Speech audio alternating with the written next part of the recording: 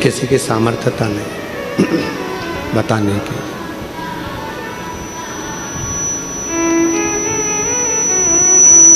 क्यों? परमात्मा ने आपको और हमको जो जन्म दिया उसमें वक्त बनाकर नहीं भेजा कि तुम इतने साल जीवित रहोगे, इतने समय तुम रहोगे और फिर वापस चले जाओ।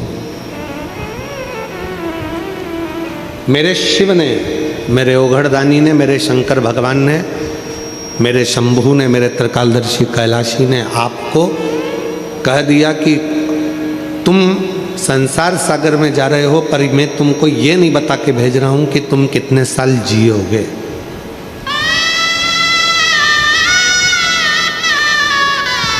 मैं तुमको ये बताकर नहीं भेज रहा हूं कि तुम कितने साल जीवित रहोगे, कितने साल रहो पाओगे,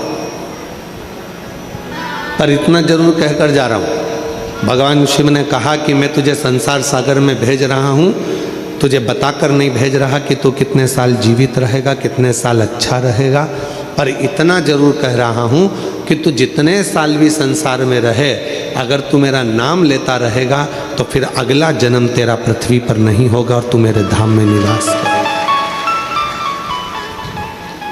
जैसे एक अच्छा पढ़ने वाला बालक, एक अच्छी एजुकेशन करने वाला स्टूडेंट,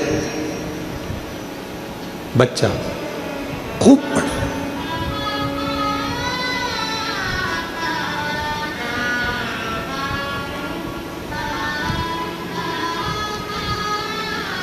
माँ क्या कहती है उससे?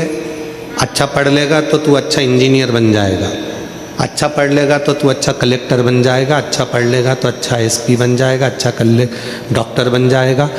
पढ़ाई कर, खूब विद्या अध्ययन कर, खूब शिक्षा पर ध्यान दो, खूब पढ़ो।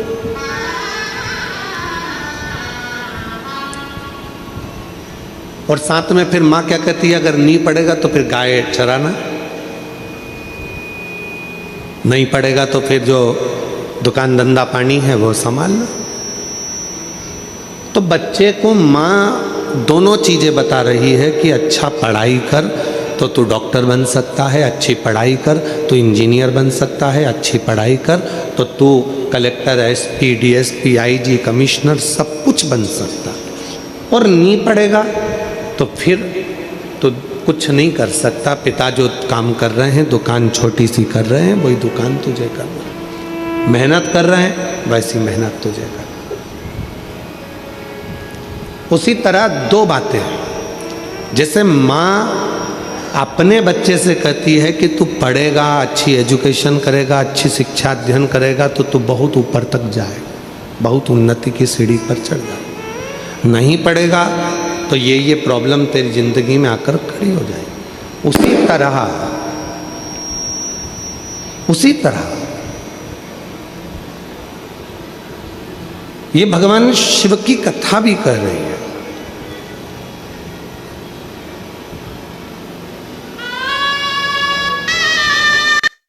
ये भगवान देवादिदेव महादेव का चरित्र कह रहा है, उसी तरह ये भगवान शंकर की पवित्र कथा कर रहे हैं। अगर संसार में जन्म लेने के बाद आपने अगर भगवान देवादिदेव महादेव से हृदय लगाया, भगवान शिव से यदि आपने दिल लगा लिया, तो ये निश्चित है कि फिर संसार सागर में उलझना नहीं पड़ेगा, वो सुलझा कर अपनी ओर आसक्त कर लेगा, अपनी ओर कर लेगा। और कोई पिछले जन्म के अच्छे कर्म मुझे बाबा तेरा संग मिला, कोई पिछले जन्म के अच्छे कर्म मुझे बाबा तेरा साथ मिला। जहाँ सारी दुनिया झुकती है, जहाँ सारी दुनिया झुकती है, मुझे वो आली दरबार मिला, दरबार मिला। कोई पिछले जन्म के अच्छे कर्म मुझे बाबा तेरा साथ मिला, कोई पिछले जन्म के अच्छे कर्म मुझे बाबा तेरा साथ मिला। कोई पिछले जन्म के अच्छे कर्म मुझे बाबा तेरा साथ मिला। कोई पिछले जन्म के अच्छे कर्म मुझे बाबा तेरा साथ मिला। कोई पूर्व का अच्छा कर्म होगा, कोई पिछले जन्म का। ये जितने यजमान परिवार यहाँ बैठे हैं, श्रीमती सरोज रिगरी जी, भूपेंद्र रिगरी जी, सरपंच नगपुरा के ओमेश्वर यादव जी हैं, सरपंच संघ महाध्यक्ष श्रीमती प्रेमलता यादव जी हैं, श्रीमती जूही संजय चौबे जी हैं, संयोजका प्रिया साहू जी हैं नगपुरा से। इन सभी को मैं इसलिए साधुवाद दूँ कि कहीं ना कहीं कोई आपके पूर्वजों का, आपके माता पिता की कोई अच्छाई रही होगी, कोई पुण्याई रही होगी, आपके दादा परदादा की कोई पुण्याई रही होगी, जो आप यजमान पद ग्रहण कर कर इतने शिव भक्तों को कथा का रसतत्व ग्रहण करा रहे हैं। ये कोई पुण्याई है, ये कोई पूर्व का किया हुआ अच्छा भाव हमारे जीवन में रहा होगा, जो आप और हम इस पवित्र शिव महापुराण की कथा का लाभ ले रहे हैं। एक क्षण की भी यदि शिव महापुराण की कथा हमने हमारी जिंदगी में उतारी है तो उसका फल जरूर मिलता है, उसका लाभ जरूर मिलता है।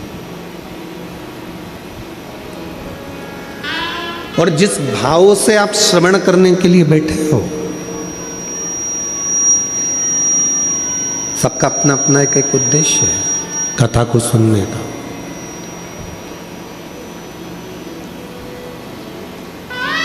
जिस भाव से आप कथा का रसतत्व ग्रहण करने के लिए बैठे हो, जिस भाव से, आज कथा का पहला दिन है, 5 दिन की कथा है, 17 तारीख से चालू हुई है, 21 तारीख को विराम हो जाएगी। 1 बजे से 4 बजे तक नगपुरा जिला दुर्ग में यह कथा चल रही है।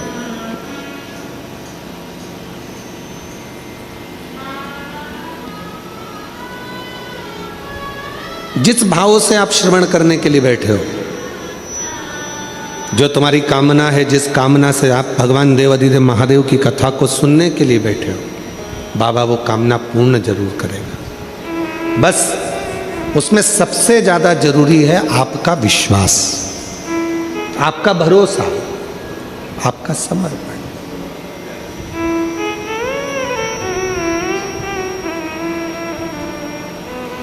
कितने भरोसे के साथ, कितने विश्वास के साथ भगवान देवाधिदेव महादेव का आप भजन कर रहे हो, ये आप पे निर्भर करता है।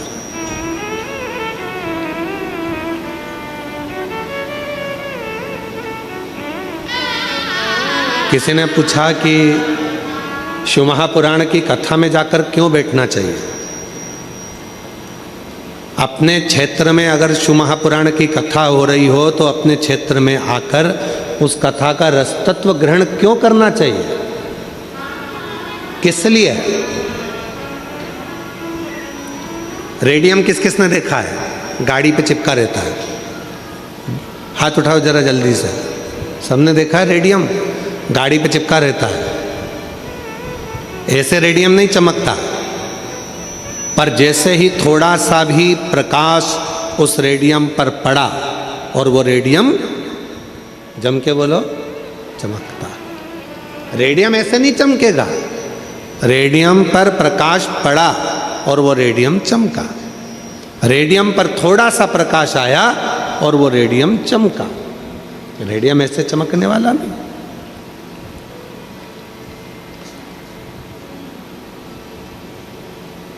अब कोई कहे कि ये रेडियम चमक तो है ही नहीं रहा साहब, जबरदस्ती का हमने लगा कर रखा है, रेडियम चमक ही नहीं रहा है, इतने दिन से हमने लगा कर रखा है, चमक ही नहीं रहा है। तो किसी ने कहा गाड़ी पर लगे रहने दो, जब गाड़ी आप लेकर जाओगे, कहीं किसी गाड़ी की लाइट पड़ गई, प्रकाश पड़ गया, चमक पड़ गई, तो तुम भी चमक जाओगे। नहीं साहब, हमने इतने दिन से लगा कर रखा है, ये तो चमक ही नहीं रहा, इतने दिन से लगा कर रखा है, ये चमक ही नहीं रहा, हम तो इतना प्रयास कर रहे हैं, ये चमक ही नहीं रहा। ये चमक क्यों नहीं रहा? तो कहाँ, इसको लगे रहने दो। कई लोग कहते हैं हम कथा में जाकर क्यों बैठें, शिव महापुराण की कथा क्यों सुने, हम मंदिर में जाकर एक लोटा जल क्यों चढ़ाएं, हम शंकर जी के मंदिर क्यों जाएं, हम शिवालय में क्यों जाएं, हम शंकर के देवालय क्यों जाएं, हम शंकर जी के मंदिर में इतने समय से जल चढ़ा रहे हैं, हम शिव जी के मंदिर में 3 महीने से जल चढ़ा रहे हैं, हम शंकर जी की कथा इतने समय से सुन रहे हैं, हम भगवान शंकर की कथा इतने दिनों से धारण कर रहे हैं, क्यों? फिर भी हमारा भाग्य नहीं चमक रहा। ध्यान देना, शिव महापुराण की कथा पंडाल में जाकर जब आप सुनते हो, समझ लो कि पंडाल की रज, भूमि की मिट्टी जब आपके शरीर से लगती है, समझ लेना कि रेडियम आप पर चिपक गया और एक ना एक दिन फिर शंकर की चमक आपको चमका कर ही रहती है। शिव की चमक चमका कर रहेगी। एक पत्र है, अच्छा है।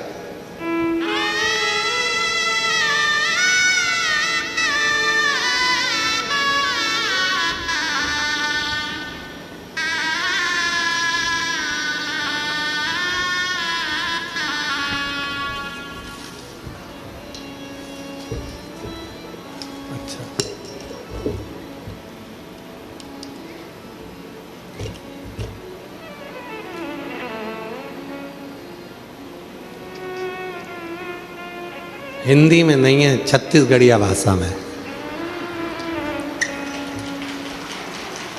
और छत्तीसगढ़िया सब ले बड़े, पर हम पढ़ेंगे जरूर, समझा तुम हमको देना, ठीक है? समझा दोगे ना? ठीक है। मोर नाव नारायण सिन्हा, ग्राम नकपुरा, दुर्ग। कहीं बैठे हो, हाथ हिला सकते हैं। आप है हम। गुरुदेव जी, एक लोटा जल औ, नहीं ये औ तो मुझे समझ में आता है, क्योंकि इसको मैंने बस्तर के अंदर जब कथा थी, कौन सा गांव था, कच्चे गांव में पत्र आया था छत्तीसगढ़ी भाषा का, हमने उसमें औ पढ़ा था, ठीक है? तो गुरुदेव जी, एक लोटा जल औ पशुपतिनाथ उपवास के का फल होते, ये कोई मोर ले पूछे, तमे हाँ बताव। गुरुदेव जी, मोर मकान नहीं रीस हेत में हा अपन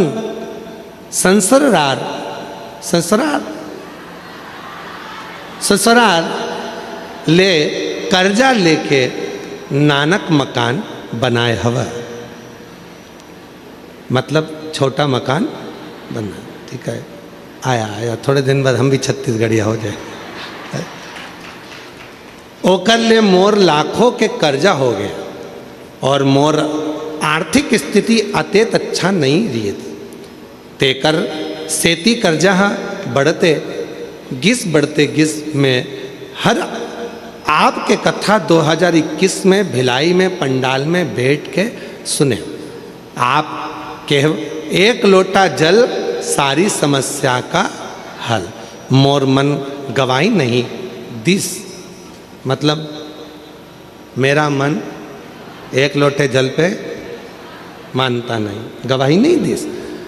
तब हो ले मैं मंदिर जाए के चालू करवा। आप मन तथो गुरु जी अपन घर ले जल लेके शिव जी ला चढ़ाओ, और वह आपके घर के दशा शिवजी ला बताई।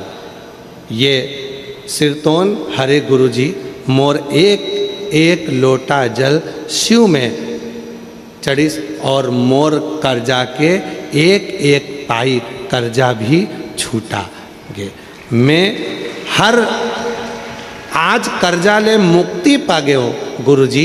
यही महीना दिनांक 2/12/2025 मंगलवार को मैं कर्जा से मुक्त हो गए। भोला सब दुख काटो। गुरुदेव शिव की कृपा।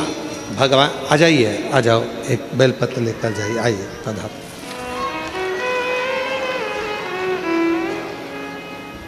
अब अभी कथा क्या चल रही थी कि रेडियम लगा है, चमकेगा कब? बोलो चमके, जब उस पे प्रकाश पड़ेगा। आप कथा सुनते रहो, सुनते रहो, सुनते रहो, शिवजी पे एक लोटा जल चढ़ाते रहो, चढ़ाते रहो, चढ़ाते रहो। जब ये रेडियम तुम्हारे शरीर से चिपक गया है, शिव की कथा तुमसे लग गई है, शिव पुराण की मिट्टी जब तुम्हारे शरीर से चिपक गई है, तो एक ना एक दिन शंकर का प्रकाश पड़ेगा और तुम चमकोगे जरूर, ये निश्चित चमकोगे।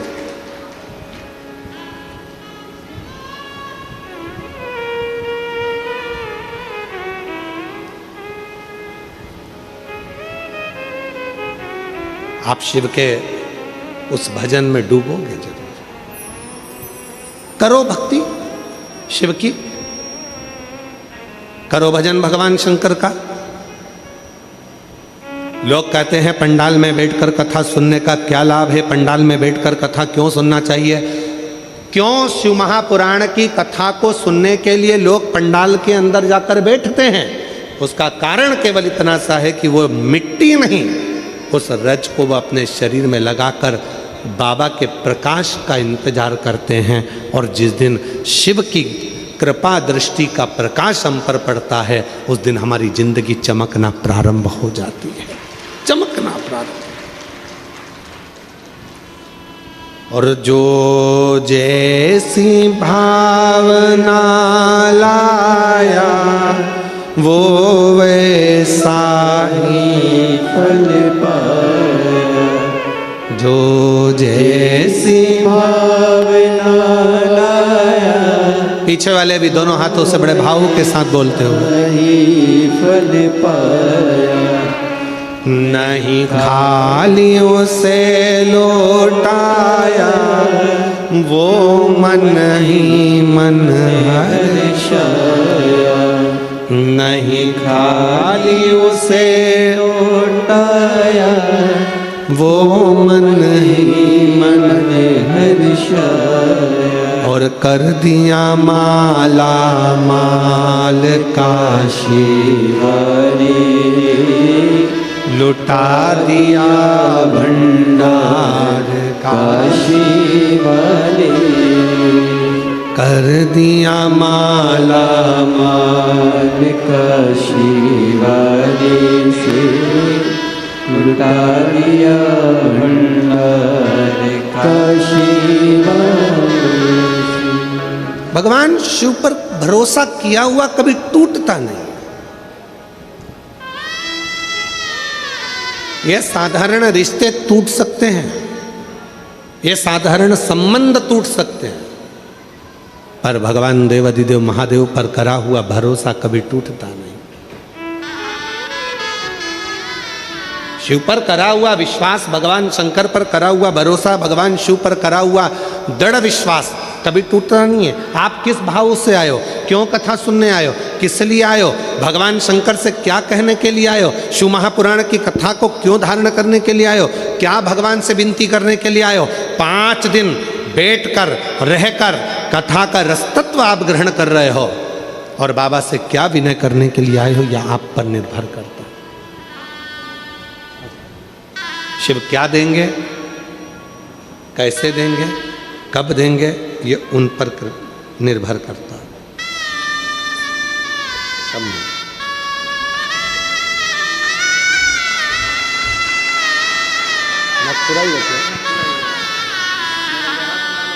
अरे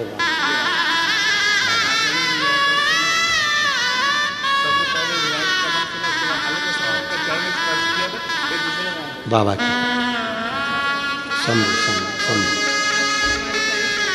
भैया कह रहे हैं कि कर्जा बहुत ज़्यादा था, चुकाना मुश्किल था, पर मैंने भी भिलाई की कथा में जाकर बाबा से विनती कर दी थी कि 11 पंडाल में बैठकर कथा सुनूंगा, बस मेहनत भी खूब करूंगा, तो मेरा पूरा कर्जा जो लाखों में है वो चुकवा दे।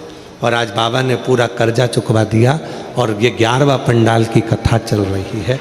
ये शिव है, ये शंकर, इसी को उघड़दानी, इसी को शंभू कहते हैं। इसी को त्रिकालदर्शी कहते हैं। कितना विश्वास है आपका शिव पर, यह आप पर निर्भर करता है। 5 दिन में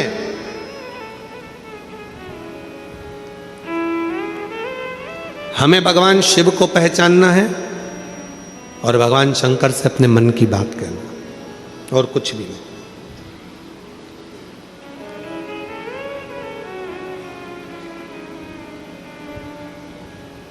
और जो रात्रि को रुकने वाले हैं उनसे निवेदन करूंगा कि पंडाल में जब आप सोते हैं, रहते हैं, पूर्ण सुरक्षा के साथ में रहें और साथ में भगवान देवाधिदेव महादेव की अविरल भक्ति करते रहें। अविरल भक्ति,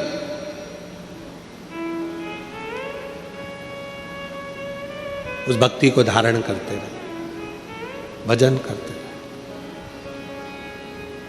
जितनी देर रहो यहां उतनी देर आपके मुख से श्री शिवाय नमस्तुभ्यं,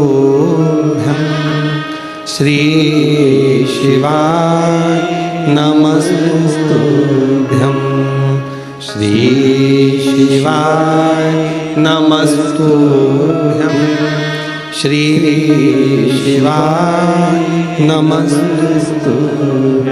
आप भगवत भजन में लीन रहो। आए हो बाबा के दरवाजे पर भगवान से प्रार्थना करने के लिए, ऐसा कोई स्थान मत छोड़ो जिस स्थान पर बैठकर हम भगवत नाम ना लें।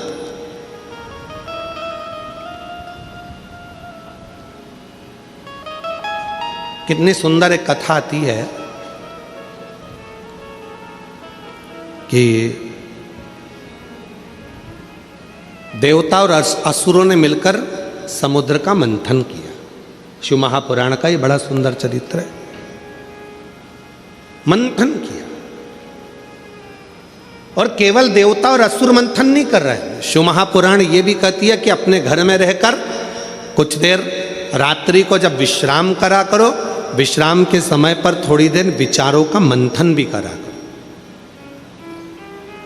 आज के समय में लोग विचारों का मंथन नहीं करते, मोबाइल का मंथन करते रहते हैं दिन भर बैठ के।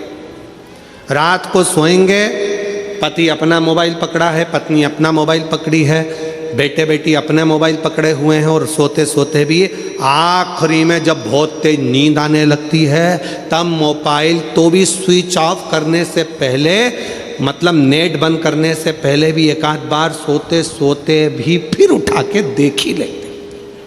वापिस रख दिया, सो रही है तो भी ध्यान में आया, वापिस देखती हूँ मैसेज करा कि नहीं करा, फिर उठाया, फिर देखा, वापिस। अब कहां गया विचारों का मंथन?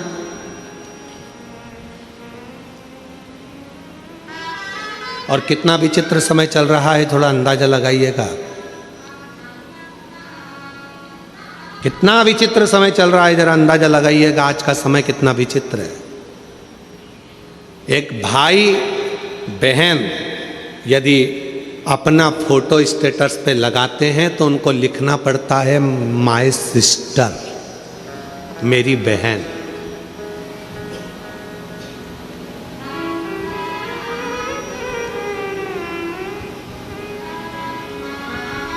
बुआ के साथ फोटो लगता है तो लिखना पड़ता है मेरी बुआ जी हैं, आज आई थी, उनके साथ फोटो लगाया। चाची जी के साथ मेरी आंटी हैं, उनके साथ फोटो लगाया। क्यों? क्योंकि आज के समय के व्यक्ति की दृष्टि और बुद्धि इतनी विचित्र होती चली जा रही है कि कोई भी अगर मोबाइल पर फोटो दिखता है तो उसकी तुरंत सोच और निगाह बदल जाती है और वो गलत सोचना प्रारंभ कर देता है। मतलब इतनी विचित्र बुद्धि लोगों की हो गई, इतनी विचित्र सोच हो गई। क्या संसार में कोई दूसरे रिश्ते नहीं रहे, कोई संबंध नहीं रहे? शिव महापुराण की कथा कथी है, भगवान देवाधिदेव महादेव का चरित्र कथा है मंथन हुआ, उस मंथन में हलाहल विष निकला। जरा संबंध देखिएगा, रिश्ता देखिएगा, कितना विचित्र कथा का वर्णन किया गया कि रात्रि को सोने से पहले मोबाइल का मंथन मत करिए, रात्रि को सोने से पहले मोबाइल को मत देखिए, रात्रि को सोने से पहले अपने विचारों का मंथन करिए। घर में क्या हुआ, बच्चों को कैसे पढ़ाना है, बच्चों की शिक्षा कैसे ग्रहण कराना है, कौन सी कोचिंग कराना है, कौन सी ट्यूशन देना है, कौन सी चिकित्सा कराना है। अगर भगवान ने हमको धन दिया है, पैसा दिया है, हमारे बच्चे अच्छे से पढ़ रहे हैं, तो अपने मोहल्ले में, अपनी कॉलोनी में, अपनी सोसाइटी में, अपने नगर में कोई बच्चा पढ़ने में कमज़ोर है तो उस बच्चे का शिक्षा अपने को कराना है। ये विचार, ये सोच, ये मंथन अपने अंदर होना चाहिए।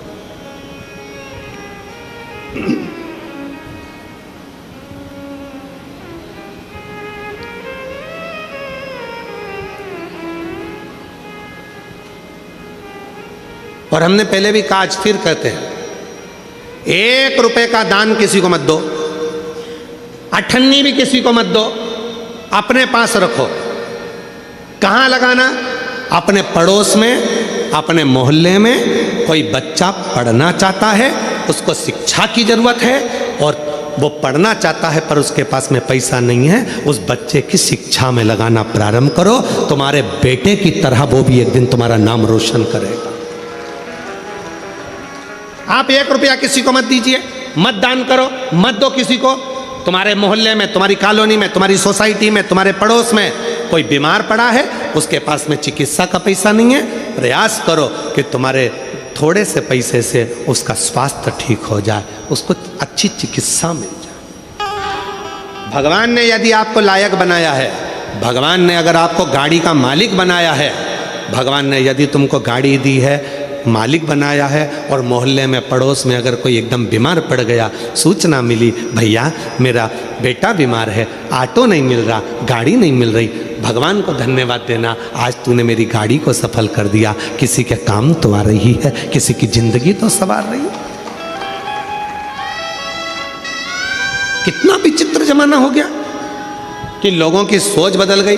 कोई पड़ा हुआ है तो पड़े रहने दो, कोई एक्सीडेंट हो गया तो रोड पर तड़प रहा है तो तड़पने दो, किसी के यहाँ आग लग रही है तो मुस्कुरा रहे हो, किसी के यहाँ घात लग रही है तो मुस्कुरा रहे हो, किसी के यहाँ चोरी हो रही है तो मुस्कुरा रहे हो। ये कहाँ हो गया? ये संसार सागर कैसे जा रहा है? किस गर्त की ओर बढ़ रहा है? विचार करिए। मेरे देवाधिदेव महादेव ने, सारे देवताओं ने अमृत पिया, पर मेरे शंकर भगवान ने मंथन में निकला हुआ पूरा विष पी लिया। क्यों? क्योंकि ये दुनिया को नष्ट कर देगा। अगर मैंने रख दिया तो देवता भी बर्बाद हो जाएंगे, गंधर्व, असुर, कन्नर, नाग सब बर्बाद हो जाएंगे, पशु पक्षी भी बर्बाद हो जाएंगे। इसलिए इस विष को मुझे पीना पड़ेगा। ये विष मैं पीता हूं, ये मंथन है, इसको मंथन कहते हैं कि मंथन में यह निकला कि विष में पीता हूं, ये विष दुनिया को बर्बाद कर देगा, इस विष को मैं धारण करता हूं।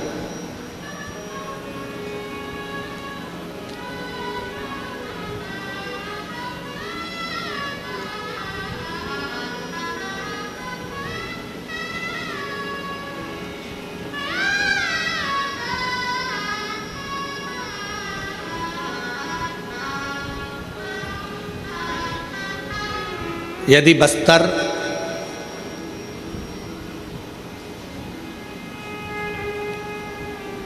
गिदम दंतेवाड़ा की यदि आप लोगों ने कथा सुनी होगी तो उसमें एक पत्र आया था। उस पत्र में एक बहन जी ने पत्र लिखा था। उस पत्र में लिखा था कि हमारे दंतेवाड़ा क्षेत्र में, ये नक्सल प्रभावित क्षेत्र में, जहाँ पर लोगों के अंदर भय था, वहाँ पहली बार हर हर महादेव सुनने को मिल रहा है। ये शिव की कृपा। भय मुक्त कब हुए आप? जब आपके भीतर से भय चला गया।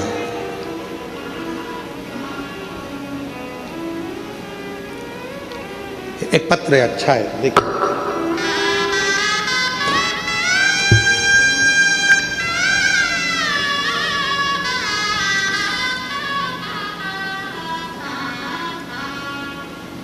जब व्यक्ति हिम्मत करता है जब व्यक्ति पूर्ण भरोसा कर लेता है तो उसके साथ क्या होता है, ये पत्र बता रहा है। देखिएगा, मेरा नाम ओम प्रकाश गौतम है। मैं ग्राम पीरीर तहसील गुंडर रेही जिला बालोदा का निवासी हूँ। कहीं बैठे हों तो हाथ हिला सकते हैं। मेरा नाम ओम प्रकाश गौतम है और मैं ग्राम पीरीर तहसील गुंडरदेही जिला बालोद का निवासी हूँ। कहीं आप ही हैं बेटा? हाथ हिला दो एक बार। आ जाइए, एक बेलपत्र लेकर जाना। आओ। मैं पिछले 7 सालों से प्राइवेट बैंक में कार्य कर रहा हूँ और अच्छे ओहदे पर पहुँच गया हूँ, लेकिन मन में कहीं ना कहीं लगता था, एक बात अंदर चुभती थी कि मेरी सरकारी नौकरी क्यों नहीं। 7 साल से प्राइवेट नौकरी प्राइवेट बैंक में कर रहा हूं और बहुत अच्छे ओहदे पर हूं, बहुत ऊंचाइयों पर हूं, फिर भी मन में चुभता था कि मेरी सरकारी नौकरी क्यों नहीं। तब पिछले साल से मेरे घर के लोगों ने कहा कि शिव महापुराण की कथा पर भरोसा कर और सरकारी नौकरी के लिए बैंक की फिर तैयारी। माँ, इतने सालों से नौकरी कर रहा हूँ और इतने सालों से सरकारी बैंक की परीक्षा दे रहा हूँ पर हो नहीं रहा, तो अब क्या हो जाएगा। तब मेरी मौसी ने कहा, अब तू एक काम कर, तैयारी तू कर और एक बार वो सीहोर वाला महाराज कथा कहता है तो उसके कथा के पंडाल में बैठ जा और वहाँ बैठकर कथा सुन। वहाँ की मिट्टी को सिर पर लगाना, प्रणाम करना और बाबा से विनती करना कि मेरा ये कार्य होना चाहिए।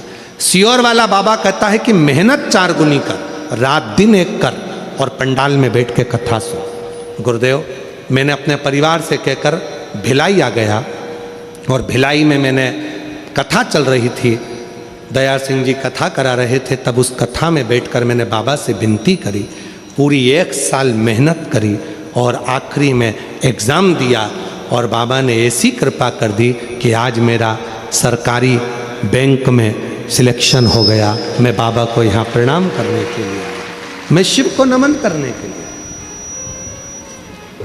लिख रहे हैं, मेरा विश्वास ऐसा नहीं था, मैं नहीं मानता था क्या पंडाल में बैठने से, कथा सुनने से क्या ये फल मिल सकता है।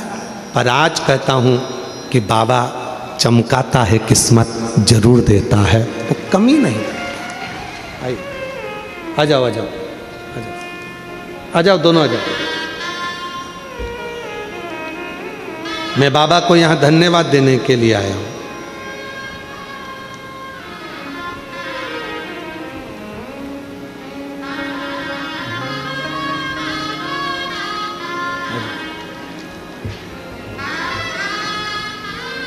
समूह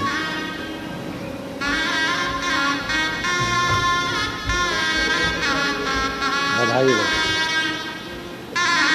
और भी उन्नति करो, खूब अच्छी मेहनत करते रहो। अच्छा, बेटा कह रहा है एक सरकारी नौकरी का रिजल्ट तो आ गया, एक रिजल्ट और आने वाला है उससे भी ऊंची पोस्ट का, और कह रहा है कि विश्वास है उसमें भी सफलता हासिल कर लूँगा, ये भरोसा।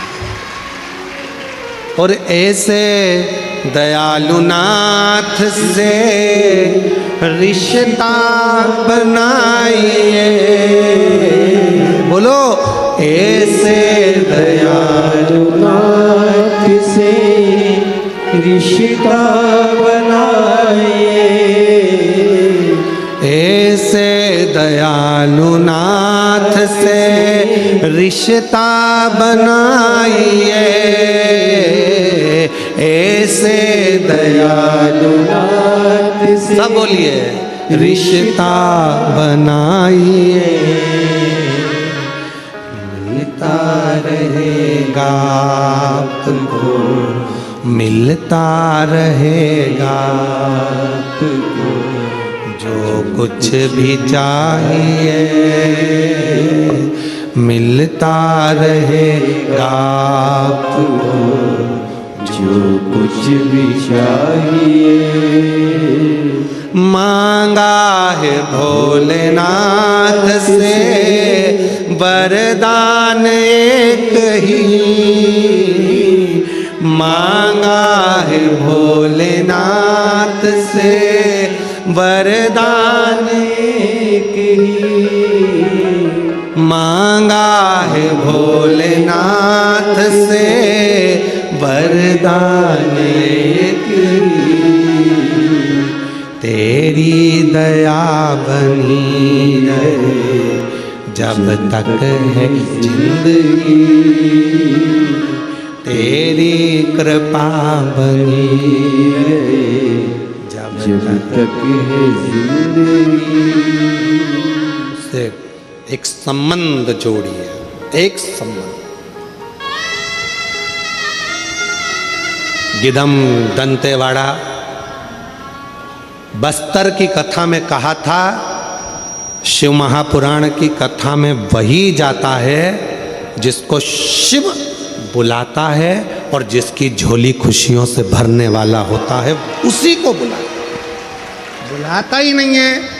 तुम दुनिया का सारा प्रयास कर लो, मेरा भोले बाबा तुम्हें कथा में नहीं बुलाएगा। गाड़ी तैयार है, सबने विचार कर लिया चलना है, अपने पास में कथा हो रही है, नगपुरा में कथा हो रही है, इसके बाद छत्तीसगढ़ में कथा सावन में आएगी, 6-8 महीने की देरी लगेगी। इसलिए मौका है, आपन पूरा प्रयास कर लो कि अपने को नगपुरा की कथा जरूर सुनना है, बाबा से प्रार्थना करना है और बाबा से विनय करना है। बस विचार मंथन चलता रहा, अब तो जाना है, चाहे कुछ भी हो जाए। सारी तैयारी कर ली, मालूम पड़े कि कोई घर में अड़चन आ गई, नहीं जा पाए। तुम्हारा जाने का मन था, तुम नहीं पहुंच पाए, और पड़ोसन का जाने का मन नहीं था तो भी पड़ोस की गाड़ी जा रही थी, उसमें बैठ के चली गई। मतलब बाबा को उसकी झोली में कुछ देना था, बाबा को उसको कुछ प्रदान करना था, इसलिए बाबा ने बुलाया। क्यों बुलाता?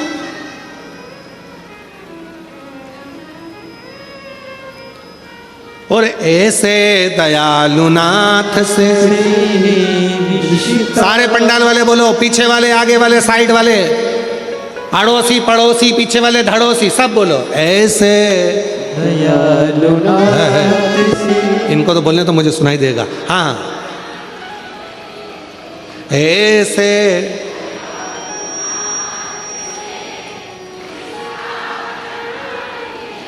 बहुत बढ़िया, अच्छी आवाज है, बाबा की कृपा है।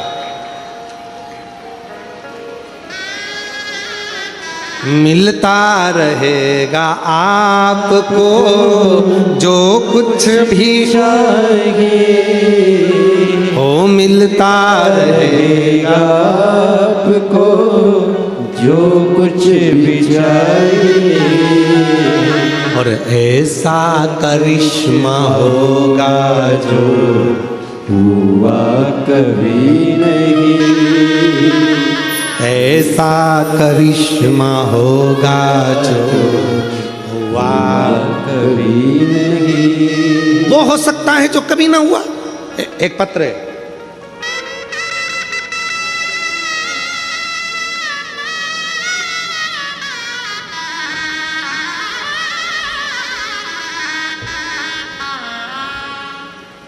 मेरा नाम प्रीतम कुमार, देवांगन में गया नगर दुर्ग में रहता हूँ। कहीं बैठे हों हाथ हिला सकते हैं। मेरा नाम प्रीतम कुमार देवांगन, मैं गया नगर दुर्ग से हूँ। कहीं बैठे हों हाथ हिला सकते हैं। आप ही हैं? ठीक है, आ जाओ, आ जाइए, आ जाइए। हाँ, दिख गए हो, आ जाइए। बच्चे को भी लिया साथ। गुरुदेव,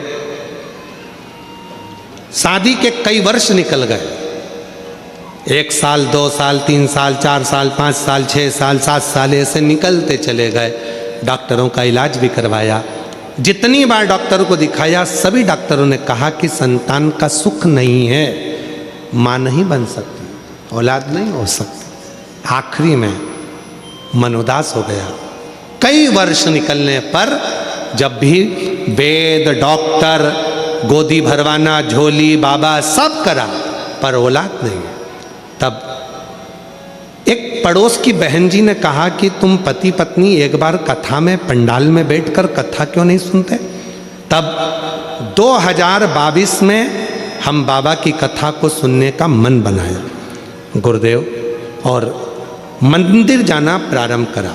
2022 में हम सीहोर भी चले गए, कुबरेश्वर धाम, वहाँ जाकर हमने कंकर शंकर पूजन भी करी और वहाँ बैठकर कथा का रस तत्व भी ग्रहण किया। गुरुदेव, शिव महापुराण की कथा हमने कुबरेश्वर धाम पर बैठकर नियम लिया, 5 पंडाल कथा सुनेंगे बाबा, ऐसी कृपा कर दे कि बस गोदी भरा जाए, संतान दे दे। गुरुदेव, बाबा ने कृपा करी और अक्टूबर 2024 को हमने 5वीं कथा पूरी करी और बाबा की ऐसी कृपा हुई कि 17 दिसंबर 2024 को बाबा की कृपा से बाबा ने करुणा करी और बाबा की कृपा से गर्भ ठहरने का क्रम सूचित मिला। बाबा की